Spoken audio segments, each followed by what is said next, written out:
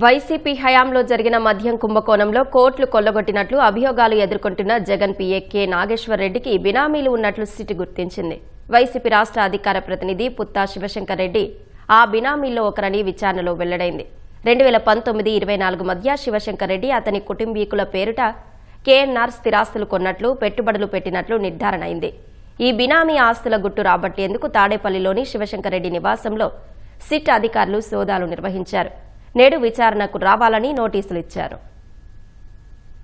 మద్యం కుంభకోణం కేసులో వైసీపీ అధినేత జగన్ పీఏ కేఎన్ఆర్ను రెండో రోజు సిట్ అధికారులు విచారించారు. ఉదయం 11 నుంచి రాత్రి 9 గంటల వరకు ప్రశ్నించారు.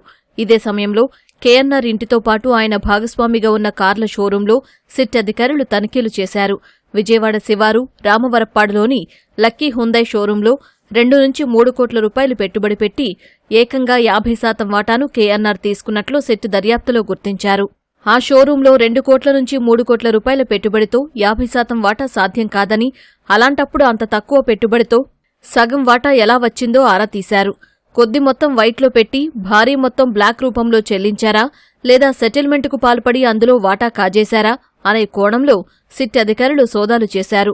మద్యం ముడుపుల సొమ్మును వైట్గా మార్చుకునేందుకు ఈ పెట్టుబడిని అవకాశంగా మలుచుకున్నారా అన్న కోణంలోనూ సిట్ ఆరా తీసింది. గురువారం మధ్యాహ్నం 3 గంటల నుంచి రాత్రి వరకు లక్కీ హుందై షోరూంలో సోదాలు చేసిన సిట్ అధికారులు పలు రికార్డులు పరిశీలించారు. మొత్తం వాటాల పంపిణీ ఎలా జరిగింది, కేఎన్ఆర్ ఏ రూపంలో పెట్టుబడులు పెట్టారు అనే అంశాలకు సంబంధించి వివరాలు రాబట్టారు. పలు పత్రాలు స్వాధీనం చేసుకున్నారు.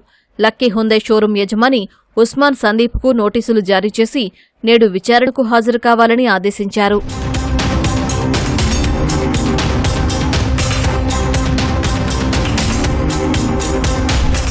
కేఎన్ఆర్ అతని కుటుంబీకుల పేరిట ఇప్పటికే 10 కోట్ల రూపాయలు ఆస్తులు, పెట్టుబడులు ఉన్నట్లు నిగ్గు తేల్చిన సిట్ వాటి కొనుగోలుకు అంత డబ్బు ఎక్కడ్నుంచి వచ్చిందనే కోణంలో విచారణ ముమ్మరం చేసింది.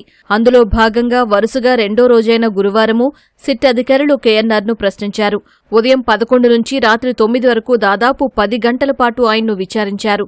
తమ దర్యాప్తులో గుర్తించిన ఆస్తులు ఏ తేదీల్లో కొన్నారు, పెట్టుబడులు ఏ తేదీల్లో పెట్టారు, కేఎన్ఆర్ సతీమణి శశికళ బ్యాంకు ఖాతాల్లోకి భారీ మొత్తాల్లో ఏ తేదీల్లో డబ్బులు జమయ్యాయి వంటి వివరాలతో జాబితా ముందే సిద్ధం చేసుకున్న సిట్ అధికారులు ఒక్కో లావాదేవీ గురించి ప్రశ్నించుకుంటూ వెళ్లారు. ఆ డబ్బు ఎలా వచ్చిందనే అంశాలపైన ఎక్కువగా ఆరా తీశారు. అయితే కేఎన్ఆర్ రెండో రోజు విచారణకు పెద్దగా సహకరించలేదు.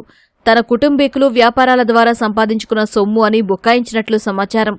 బినామీల పేరిట కొన్న ఆస్తులపైన ఆరా తీశారు. ఈ క్రమంలోనే పుత్తా శివశంకర్ రెడ్డి పేరు వెలుగులోకొచ్చినట్లు సమాచారం.